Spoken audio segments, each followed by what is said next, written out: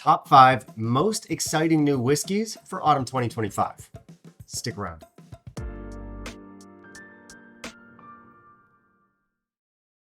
What's up, guys? Jeff coming to you from the 18 in Taipei. This is my new bar. This is my new setup. So we'll be shooting a lot more videos here. So you guys can let me know if you have any feelings about that down below in the comments. Anyway, this video is a continuation from last week where I talked about some exciting new releases for autumn 2025. Last week was number 11 to number 6. Today we're doing the top 5. These are all ordered from least exciting to most exciting, but that is a little bit misleading because everything on this list is something I'm very excited to try. I've not had any of these yet, but I do want to. As usual, guys, I do have a mystery pour here in the glass, so make sure you stick around to the end of the video and I'll let you know what that is. Your hint is that this is one of my favorite Diageo special releases of all time that is not an Oban. I'll put a blurry picture of it up here.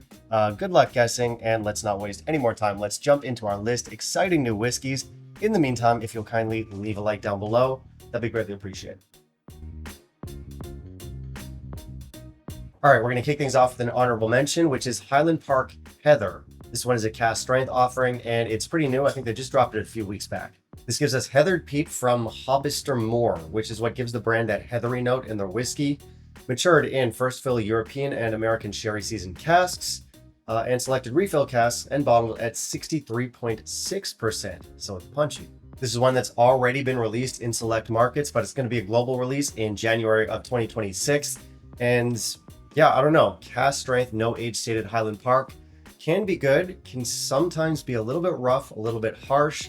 With some of the cask strength releases, I enjoy the flavors, but you definitely need to add some water. So ultimately, I don't know how this is going to stack up, but oftentimes the brand does give us really solid releases. This might be one of them, so I am interested to try it if it ever drops in my market. We'll see.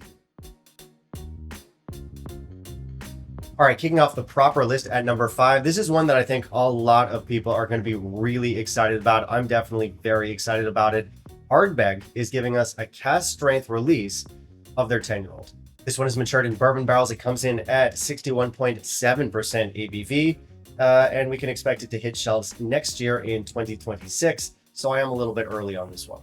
Obviously, Ardbeg 10 is a classic. It's an Islay legend, and I know that this one, especially as it's a limited release, is going to fly off the shelves. Hoping to get my hands on a bottle. Comes in at number 5, Ardbeg 10 cask strength. Number 4 is another one I'm sure a lot of people are going to be very excited about, and that is the Ardnamurchan 10-year-old. And I know what you're thinking. You're thinking, Jeff, you magnificently handsome rapscallion. Ardnamurchan has already put out a 10-year-old, which is true, but that one was a special release, and this one is a core range release. Now, it is a core range release, but it's done in batches. So this is the first batch of what will be an annual 10-year-old release. This stuff is matured in 54x bourbon casks and 2x sherry hogsheads, 52% unpeated spirit and 48% peated spirit with an ABV of 46.8%. And yeah, this one sounds like a banger. Everyone knows Ardnamurchan has a great spirit. They have excellent cask play. The 10 was very good, the special release. It wasn't my favorite from them, but it was very good. And obviously, I'm curious to see what they've done with the core range. 10 comes in at number 4, Ardnamurchan 10. Number 3 is a new Kilchoman. This one is part of the 100% Islay line, which is where I personally think Kilchoman does some of their best work. And this latest release is an 11-year-old matured in sherry casks. I've been saying this for a while now, but I'm very glad to see Kilchoman finally give us some good age statements. The brand has been open for, like 20 years now? We've been waiting for them. We're finally getting them.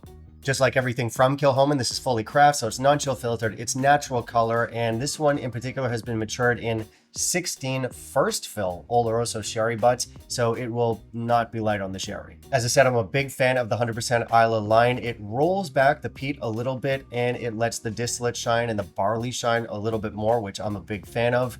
Typically, Kilchoman does use very good sherry casks. They can be a little bit overbearing at times, but for the most part, the brand does find a nice balance, and I'm hoping that'll be the case here. So one I'm very excited to try, the new 11-year-old 100% Islay from Kilchoman. Number 2 is Roseisle 14. This one is part of Diageo's 2025 special releases lineup. If you've seen my review of some of the previous Roseisles on the channel, actually I've only done one, the 12-year-old release from 2023, I absolutely loved it. So this one is very exciting for me. This one comes in at 55.9%, presumably fully natural. Yeah, this one is overpriced. I won't sugarcoat it. Like I said, I really did enjoy that 12-year-old, but for a 12-year-old that, is from a brand that no one had heard of up until that point, it was expensive, and this 14-year-old is pricier still.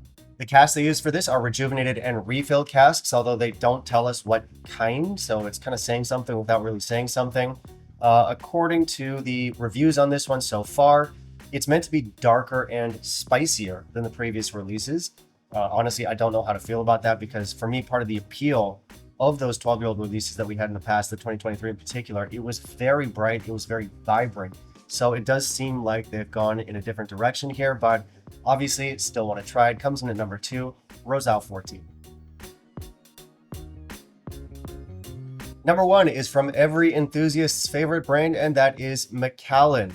Macallan recently put out a 110 proof. Now, this is something that I have wished for previously on the channel. I asked for a higher proof Macallan, and clearly they were listening. I think we can all agree here that the credit does go to me, just because I am such a power player in the whiskey community. Because of my extreme fame and influence, Macallan decided to grant my wish.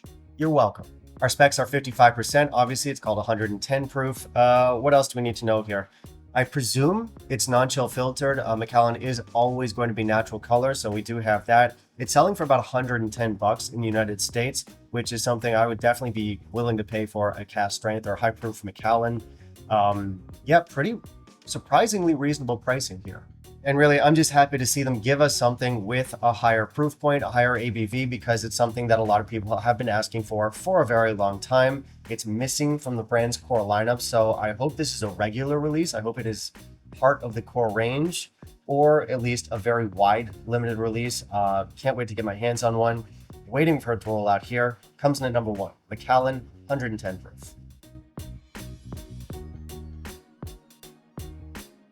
And that is it for today's list, guys. I hope you enjoyed it. And as always, I want to hear what you think. So which one of these releases are you most excited to try? Which one are you most likely to buy? Let me know all of that down below in the comments. Finally, if you stuck around for the mystery pour, it is a little bit tied into what we had on our list today. I mentioned that this is one of my favorite Diageo special releases of all time. I think that's a pretty big giveaway. What I'm drinking is Roseisle 12. I have talked about this one a lot on the channel. You guys know I love this one. Roseisle, kind of an interesting distillery. They've made it, it's a very modern, very big distillery. They call it the Death Star Distillery, and they've made it to be able to mimic a lot of different styles of whiskey. So I don't know if they'll go for a consistent style with their special releases. We'll see, but as I said, I like the first one. I did enjoy the second one, the third one. Can't wait to try it. In the meantime, this one is still available and is still beautiful, and it's highly recommended. And that, ladies and gentlemen, will bring us to the end of today's video. Thank you very much for watching as usual. I will make sure to link Patreon and PayPal down below. As I said, I look forward to reading your comments. Patrons are over here, and I guess we'll catch you in the next video. Bye, guys.